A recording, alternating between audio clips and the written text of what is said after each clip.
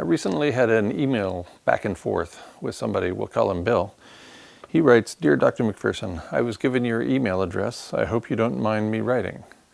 Just as an aside, my email address is publicly available at guymcpherson.com, I think under the About tab. So this is why I get several hundred email messages every day.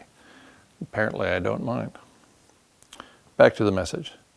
"I hope you don't mind me writing. In the event of an accident during these US-NATO military exercises in Europe, it seems possible that Russia may retaliate and attack NATO military bases. Do you think this would be a prelude to global war?"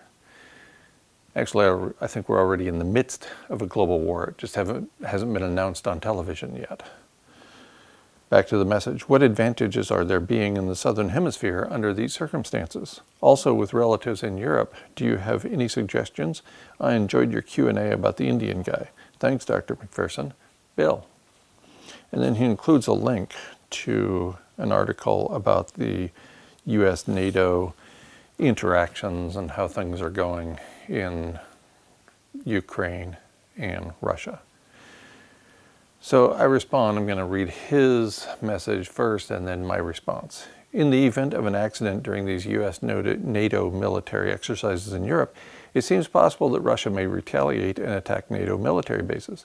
Do you think this would be a prelude to global war?" My response, yes. In fact, I think we're already in the midst of a global war or a world war.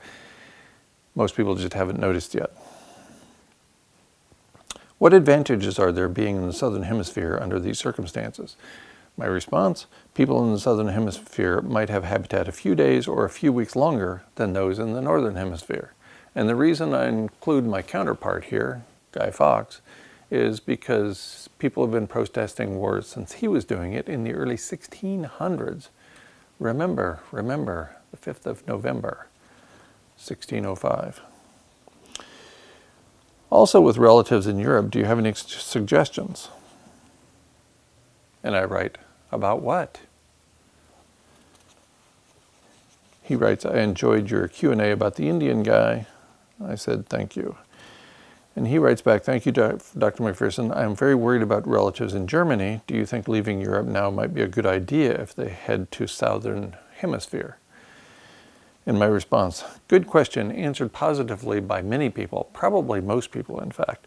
These people are ignorant about two important topics. One, aerosol masking, and two, stripping away of stratospheric ozone when nuclear facilities melt down. Life is short. Live now." That's been my message for a long time. Life is short. Live now. After all, at the edge of extinction, only love remains.